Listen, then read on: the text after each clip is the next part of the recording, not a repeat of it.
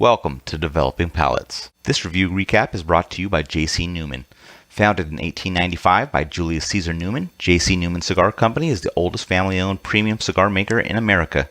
J.C. Newman rolls its El Rolage, factory throwouts, and Trader Jack's cigars by hand-operated vintage cigar machines at its historic cigar factory in Tampa, Florida.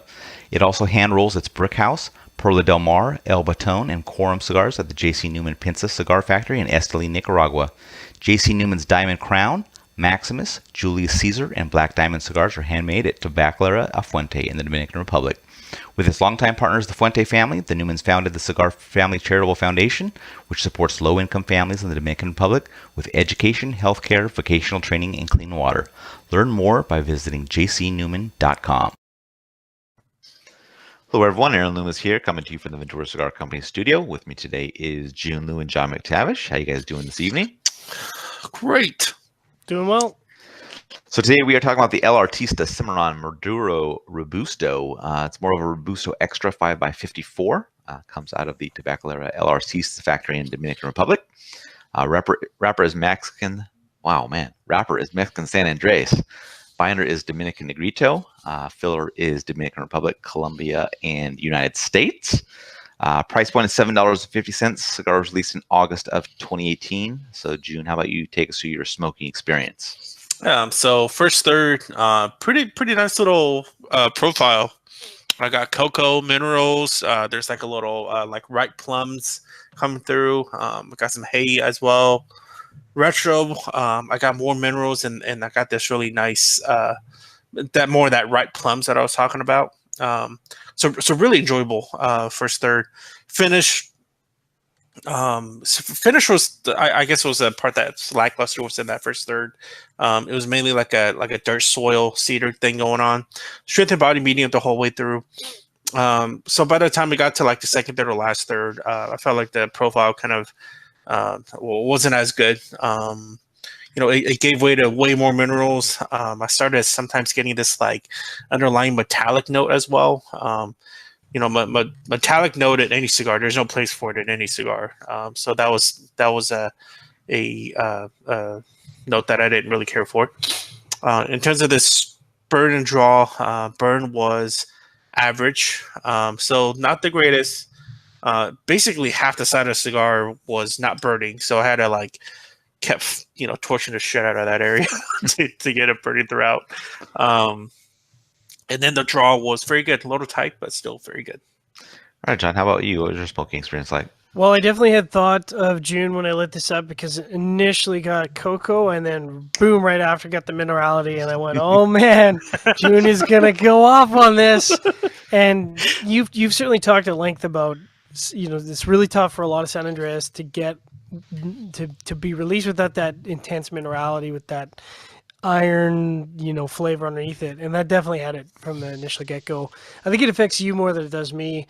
Underneath that, there was hay, there was sweetness, there was some nice baking spices like cocoa and the retrohale. It was enjoyable, but overall, the first third for me was just pretty average. None of the flavors really wowed me. They didn't really get my attention. Interestingly enough, and this is rare for me, it was the middle third that kind of came together. The cedar and cocoa minerality all harmonized. Faint baking spices acted as an accent note. There's some tannins in the cedar. It seemed to all come together much better in the middle third. And then the last third, earthiness really took over the last third, so there wasn't a lot of complexity there at all. A little bit of vegetable, which was interesting, but ultimately not that great. In terms of burning construction, I rated both the burning construction and the draw as being amazing. Burn was perfectly straight for me, so no issues whatsoever. Holding up to 1.5 inches, I was poised with my torch, but no problems at all. The draw was slightly off. I marked it as a half notch towards resistant, but that is definitely within the scope of an ideal draw for me. Aaron, you?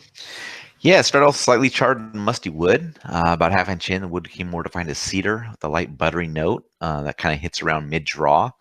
Retrohale shows more musty wood. As the first third was wrapping up, cedar still had a slight char to it as the mustiness was right behind it. Strength was slightly below medium.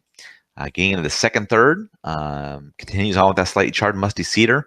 A little further in, a slight cream joins the profile. Retrohale shows off the musty cedar some more. About an inch in, the char begins to increase.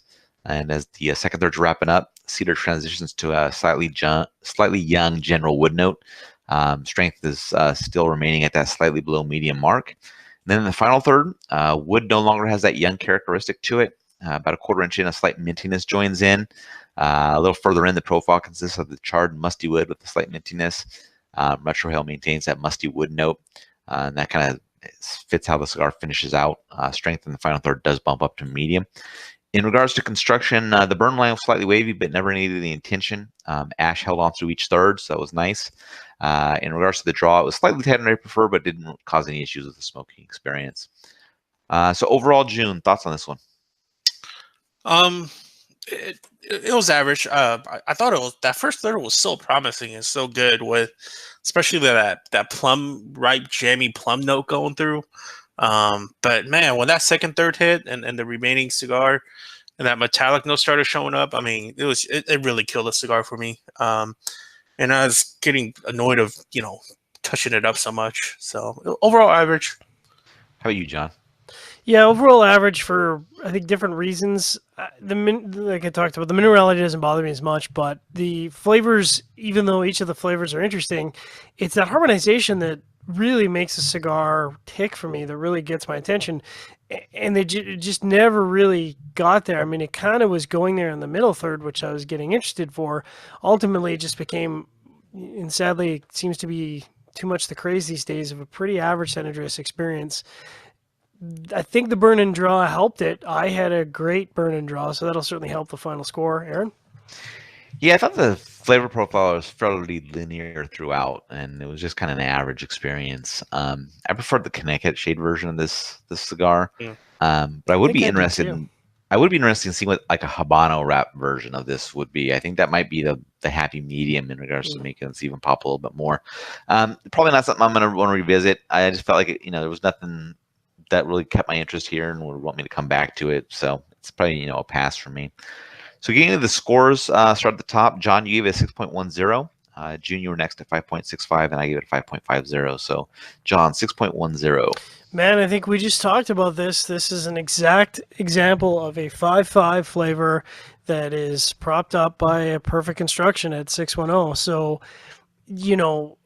sometimes flavor is great and construction pulls it back. In this case, it's the reverse. So if you're looking at it from a flavor perspective, it's a 5.5. All right, Jiunn, 5.65. Overall average tasting profile. Like basically a lackluster burn. So to hit that, for me, when I see anything within fives in general, that basically means average for me, right? Mm-hmm. So I think my scale typically within the rest of you guys, especially you, Aaron, is probably like a point notch higher, but that really is my leveling for average. Sure. Yeah. Yeah, my 5.5 is kind of what John talked about. I mean, it's an average flavor profile, very good construction overall, so that kind of puts it in that average area. So, not something that, I'd smoke it again if it was handed to me, but it's not something I'm going to go out of my way to pick up or anything like that. Yeah, that's a good way to put it. Yeah. Any other final thoughts from you guys on this? No. All right. If you're just catching this video on YouTube, be sure to subscribe to us, but also check out the full written review on the website, developingpalates.com. Follow us on all the social media channels, and you can catch all of our review recaps on podcasts, so iTunes, Google Play, and Podbean. Thank you for tuning in. We'll catch you on the next one. El Artista.